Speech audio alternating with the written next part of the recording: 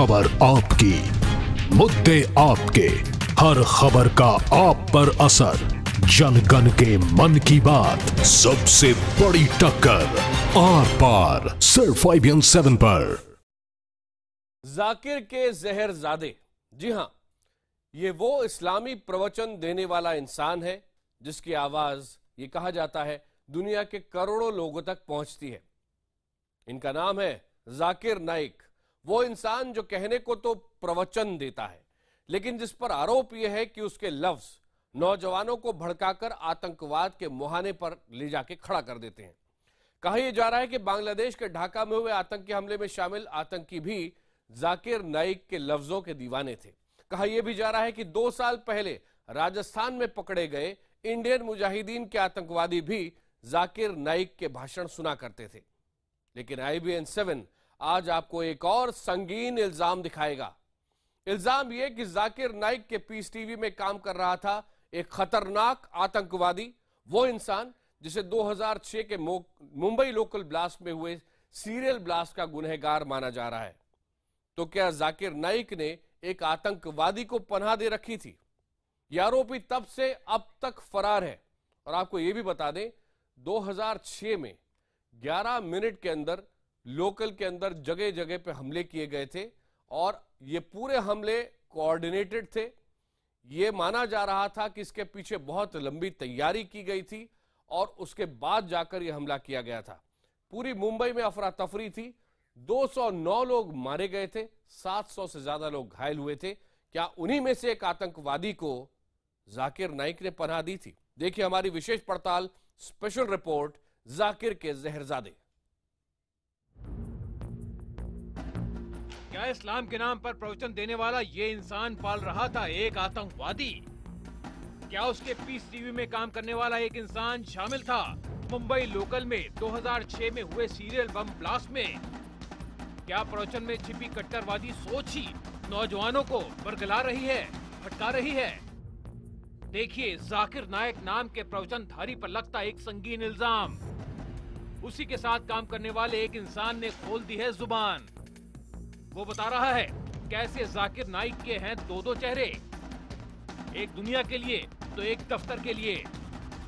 आखिर कौन लुटाता रहा जाकिर नाइक के पीस टीवी पर अपना खजाना? आखिर पीस टीवी के जरिए 10 करोड़ लोगों तक पहुंचने का सपना कैसे देखा गया? आज खुलेंगे कई राज, आज हटेगा कई चेहरों से पर्दा। देखिए बड़ा पर्दाफाश, जाकिर के जहरजादे।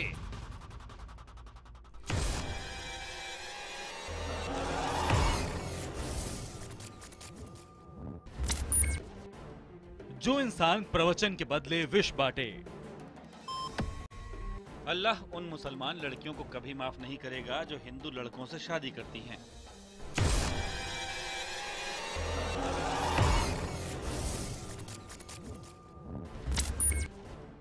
जो इंसान सबसे बड़े आतंकवादी रहे लादेन का प्रशंसक हो। अगर लादेन इस्लाम के दुश्मनों से लड़ रहा है तो मैं उसके साथ हूं। अगर लादेन दुनिया के सबसे बड़े आतंकी अमेरिका को आतंकित कर रहा है तो मैं उसके साथ हूं।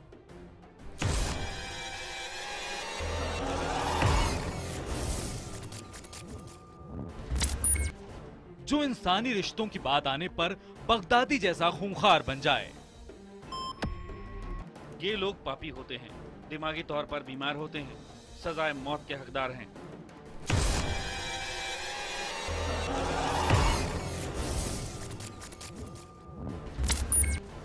जो तालिबान जैसा कट्टर और महिला विरोधी बन जाए।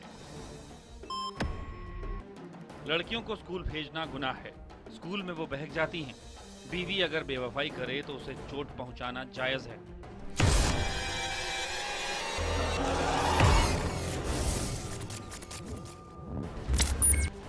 जो खुद को सबसे बड़ा धर्मगुरु मानने लग जाए और दूसरे धर्मों के लिए कोई जगह न बचे। दूसरे धर्म और उनके ईश्वर गलत है।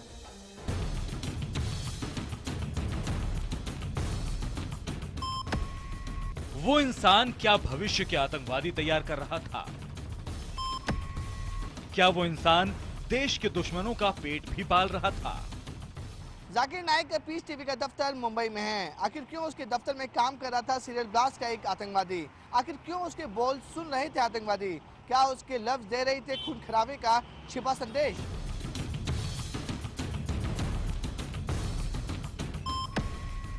आखिर उसके बोल क्यों सुन रहे थे आतंकवादी? क्या उसके लफ्ज दे रहे थे खून खराबे का कोई छिपा संदेश? क्या राजस्थान में 2 साल पहले पकड़े गए इंडियन मुजाहिदीन के मॉड्यूल का भी जाकिर नाइक से संबंध था? अगर नहीं था तो फिर वो जाकिर नाइक के प्रवचन क्यों देख और सुन रहे थे? कहा जाता है कि जाकिर नाइक वो इस्लामी उपदेशक हैं जिसके बोल 10 करोड़ लोगों के कानों तक पहुंचते हैं। उसका जरिया बनता था पीस टीवी। नाम पीस टीवी यानी शांति फैलाने वाला टीवी। लेकिन कहा जा रहा है कि जाकिर नाइक का पीस टीवी नफरत फैलाने का जरिया बन गया। क्या आप जानते हैं जाकिर नाइक के पीस टीवी का ठिकाना कहाँ है? आखिर क्यों उसके बोल सुन IBN 7 का कैमरा आपको ये ठिकाना दिखाएगा। लेकिन सबसे बड़ा खुलासा ये है कि आखिर उस दफ्तर में काम कौन कर रहा था? पीस टीवी पर जाकिर नाइक के भाषण को चुन चुनकर कौन भेज रहा था? दावा किया जा रहा है कि यह काम मुंबई की लोकल ट्रेनों में सीरियल ब्लास्ट करने के संगीन जुर्म के आरोपी ने किए। जी हां, राहिल शेख यानी ये चेहरा जाकिर नाइक का मुलाजिम था। जाकिर नाइक की नौकरी करता था। इस सनसनीखेज आरोप की पड़ताल करने आपको ले चलते हैं मुंबई के डोंगरी इलाके में, जहां मौजूद है पीस टीवी। इस समय हम मुंबई के डोंगरी इलाके में हैं, जहां पर इस्लामिक रिसर्च फाउंडेशन का दफ्तर है। यहीं पे उनका पूरा जो फाउंडेशन का मेन हेडक्वार्टर है। और आपको दिखाना चाहेंगे कि जहां पे इस्लामिक रिसर्च का मेन हेडक्वार्टर है, ठीक उसके रोड क्रॉस करके डोंगरी के इलाके में ही हम आपको दिखाना चाहेंगे कि सामने जो आप देख रहे हैं जो ग्लोबल एजुकेशन है, वो एक्चुअली हारमनी मीडिया का ऑफिस है। और आपको बताना चाहेंगे कि इसी ऑफिस की जो दूसरा माला है, जहां पर आप देख सकते हैं कि 6 से 7 AC लगे हुए हैं। यहीं पर डॉक्टर जाकिर नाइक की जो पीस टीवी है उसका ये हेडक्वार्टर है। वहीं पर सब कुछ जो उनके स्पीचेस थे वो एडिट हुआ करते थे और उनके स्पीचेस अपलोड हुआ करते थे। इसी जगह से, मुंबई के डोंगरी इलाके के इसी जगह से जो उनका दफ्तर है, जो एडिटिंग दफ्तर है, यहीं से पूरा सब कुछ जो है उनकी जो स्पीचेस ऑनलाइन और दूसरे देशों से अपलोड होकर जाते थे। अगर हम इस कंपनी के बारे में आपको बताना चाहें तो इस कंपनी का नाम हारमनी मीडिया प्राइवेट लिमिटेड। जाहिर है पीस टीवी जाकिर नाइक का सबसे बड़ा भोंपू है। भारत में कानूनन ये चैनल दिखाया नहीं जा सकता, लेकिन उसके कार्यक्रम मुंबई के इसी दफ्तर में तैयार किए जाते रहे हैं। इसी दफ्तर में काम करने वाले एक इंसान का सनसनीखेज दावा है कि राहिल शेख पीस टीवी में ही काम करता था। ये वही राहिल शेख है जिसकी तलाश में कानून पिछले 10 सालों से है, क्योंकि ये इंसान 11 जुलाई 2006 को मुंबई की लोकल ट्रेनों में हुए सीरियल ब्लास्ट का गुनहगार बताया गया है। तो क्या जाकिर नाइक के पीस टीवी में दरअसल एक आतंकवादी पल रहा था? वॉलंटियर हुआ करता था, वहाँ आया करता था। मैं भी मिला हूँ उससे, सलाम दुआ हुई है। जब ये सारा ब्लास्ट का प्रकरण हुआ तो मैं भी शॉक हो गया, हमारे सारे जो वहाँ के थे स्टाफ सारे शॉक हो गए। जुबेर का दावा है कि मुंबई लोकल ट्रेन धमाकों का आरोपी राहिल शेख पीस टीवी की लाइब्रेरी में काम करता था और वो धमाके के बाद से ही लापता है। लेकिन सवाल ये है कि क्या एक आतंकवादी पीस टीवी में काम करते करते मुंबई की लोकल ट्रेनों में हमले की तैयारी भी कर रहा था? क्या उसकी ऐसी किसी भी हरकत का कोई नाता अपने मालिक जाकिर नाइक के भड़काऊ भाषण से जुड़ा है? आपने करीब से यह चेहरा अभी देखा। अगर जाकिर नाइक के लिए काम करने वाले इंसान का IBN 7 के कैमरे पर किया गया दावा सच्चा है, तो राहिल अतौर रहमान शेख पीस टीवी के मुखिया जाकिर नाइक के साथ काम करता था। राहिल शेख 11 जुलाई 2006 में मुंबई की लोकल ट्रेनों में एक के बाद एक हुए 7 धमाकों के लिए गुनहगार माना जाता है। 11 मिनट के अंदर हुए सीरियल ब्लास्ट में 209 लोग मारे गए थे, 700 घायल हुए थे। इन धमाकों के पीछे इंडियन मुजाहिदीन का षड्यंत्र बताया गया था। पिछले ही साल इस केस में 5 दोषियों को सजाए मौत दी गई, 7 को उम्र कैद हुई। लेकिन राहिल शेख 2006 के बाद से गायब है, आज तक पकड़ा नहीं जा सका है। राहिल लश्कर और इंडियन मुजाहिदीन दोनों के लिए काम करता था। वो आतंकी हमलों के लिए नौजवानों की भर्ती और ट्रेनिंग में भी शामिल था। 2008 में महाराष्ट्र पुलिस ने ब्रिटेन से संपर्क किया था। उस समय शक था कि राहिल शेख बर्मिंघम में छिपा हुआ है। राहिल के खिलाफ रेड कॉर्नर नोटिस भी जारी किया गया। इंटरपोल ने सीबीआई से राहिल के खिलाफ सबूत मांगे। महाराष्ट्र एटीएस ने राहिल के खिलाफ डॉसियर बनाकर उसे सौंपा, लेकिन उस वक्त से ही वो वांटेड लिस्ट में है। राहिल ने पाकिस्तान में ट्रेनिंग ली, भटकल बंधुओं का करीबी भी बन गया और घरवाले ये कहते रहे कि राहिल सऊदी अरब चला गया, लेकिन अभी तक ये नहीं पता चल सका है कि राहिल कहां है।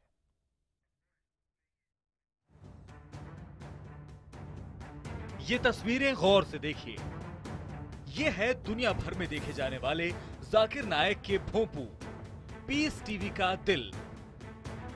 मुंबई के डोंगरी इलाके में बने पीस टीवी के दफ्तर के भीतर की ये एक्सक्लूसिव तस्वीरें। यहीं एडिट किए जाते हैं जाकिर के जहरीले बोल से भरे हुए भाषण और उन्हें भिजवाया जाता है दुबई। दुबई से जाकिर नायक के प्रवचन का टेलीकास्ट होता है और इसी तरह पीस टीवी पर प्रसारित होकर 10 करोड़ लोगों तक पहुंचते हैं ये बोल। ना पैसे की कमी, ना सुविधाओं की। पीस टीवी में 2007 से 2008 तक काम कर चुके जुबैर खान खुद जाकिर नायक के चेहरे पर लगे मुखौटे का जिक्र भी करते हैं।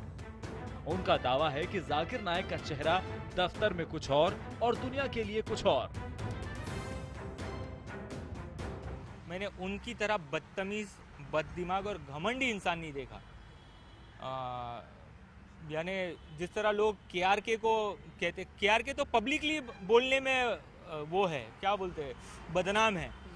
ये पब्लिक के सामने कुछ और है, लेकिन बिहाइंड द कैमरा जो उनके वर्कर्स, हाँ मुखौटा है सर। नाम हार्मनी मीडिया कंपनी लिमिटेड। 9 सितंबर 2005 में शुरू की गई ये कंपनी। तब इसमें 3 डायरेक्टर थे, आमिर अब्दुल गफूर कुरैशी और एजाज गोवंडी।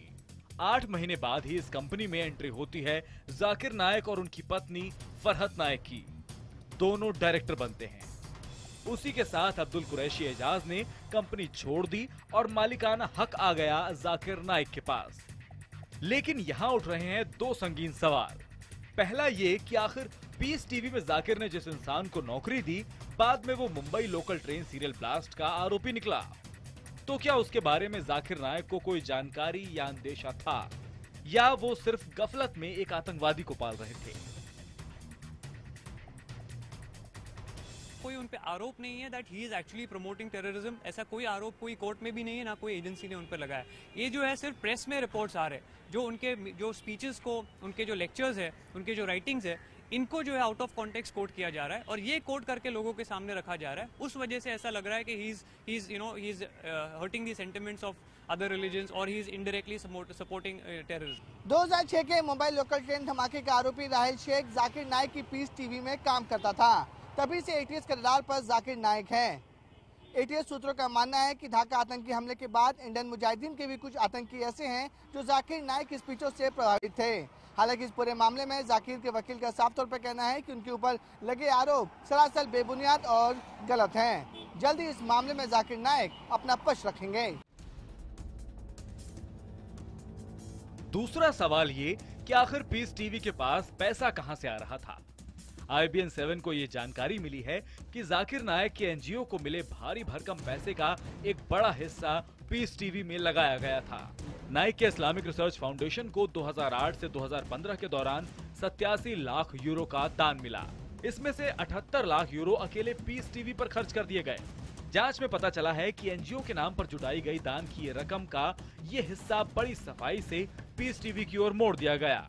गृह मंत्रालय की जांच में भी पता चला है कि जाकिर नायक के एनजीओ को 2012 तक 15 करोड़ की रकम मुख्य तौर पर ब्रिटेन और सऊदी अरब से मिली थी।